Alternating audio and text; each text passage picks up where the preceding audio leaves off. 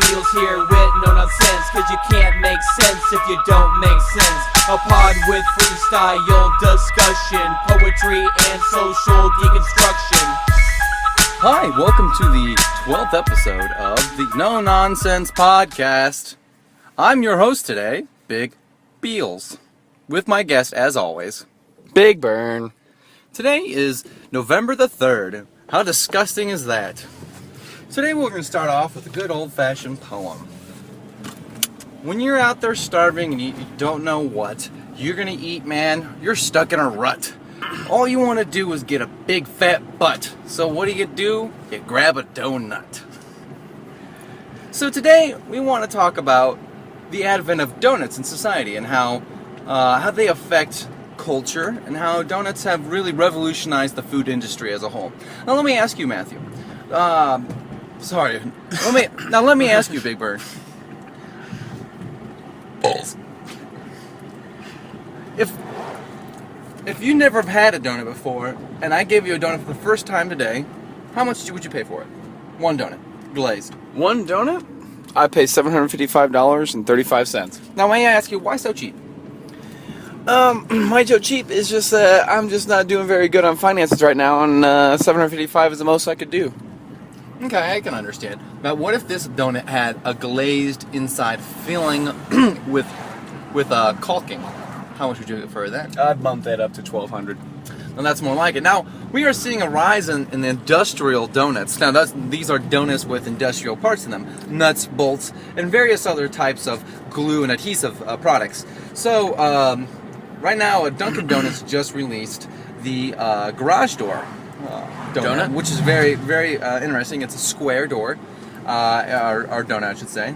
And the interior is filled with styrofoam, as a garage door is. And this is meant for human consumption. This is indeed meant for human consumption. Actually, it is.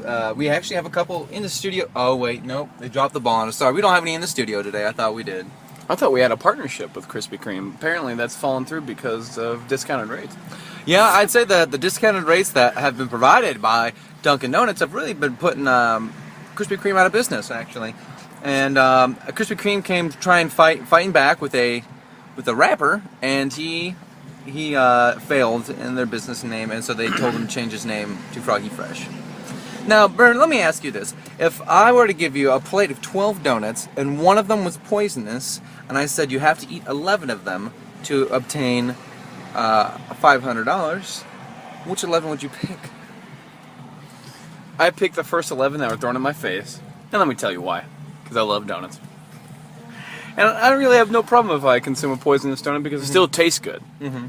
And taste is the number one thing. And, right. you know, you talking about Krispy Kreme being at the forefront of the donut, or not Krispy Kreme, pardon me, Dunkin' Donuts being at the forefront of the donut industry. Of the food industry. Yeah, way ahead of Krispy Kreme with this industrial donut with nuts, bolts, and the like. I mean, it really kind of blows me away that how far they're blowing Krispy Kreme out of the water in this regard. And, you know, I don't know how they figured out how bolts and all this stuff can be digested by the human body, but, I mean, it's pretty revolutionary. I mean, are there any reports of anybody getting sick from this? Do you think that they're on the cutting edge, or do you think they're on the bleeding edge? There have been no reports of anybody actually physically consuming them. They're just soon going to be released on the market.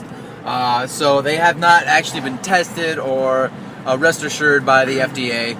But what we do know is that they're going to be implemented, and we think that it's really going to tie industry and the food business together. Well, from what I heard, a lot of fitness enthusiasts are considering replacing donuts instead of protein powder as their post-workout shake. And it could grow muscle growth at an exponential rate way faster than protein ever could. Are these reports totally bullshit, or is there any validity to them? I think there's a strong sense of validity that I feel from the only thing I've ever heard is from what you said, but the reports tell me that the protein powder is going out of fashion, just like any other article of clothing would. And more reports that I've been seeing is that that amino acids are not actually the building blocks to proteins, but the building blocks to donuts. And so that's probably where the scientific evidence is coming from, where people are choosing to have more blended donuts or donut puree after a workout, because it actually does build more strong, lean muscle. Lean muscle. We don't want any of that, like, fat muscle. Fat muscles going out of style as well.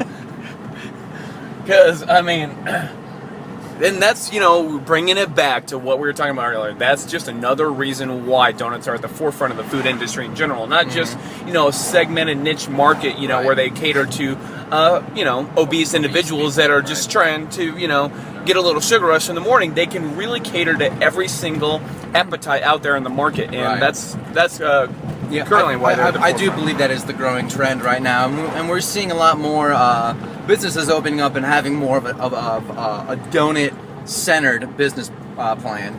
Lots of various other industries as well. The technology industry is also implementing more donut use there's temporary cell phones now, as opposed to having a standard cell phone like an iPhone. This is actually a donut cell phone. Nice. And actually, I heard Arby's is releasing a donut 95% comprised of hay and horse manure.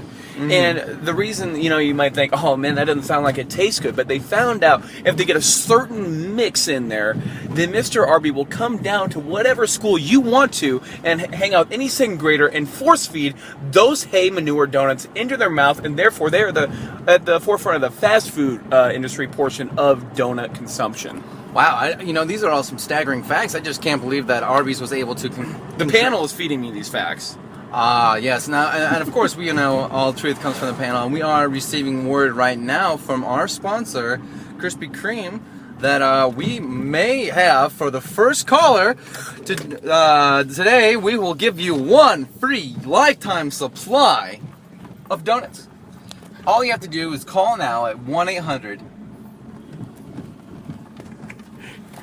100. All right, thank you so much. We're going to go ahead and end this podcast today with a wonderful little poem by Mr. Big Burn. Big Burn, take it away. Sure. Go ahead and give me a piece of that juicy donut.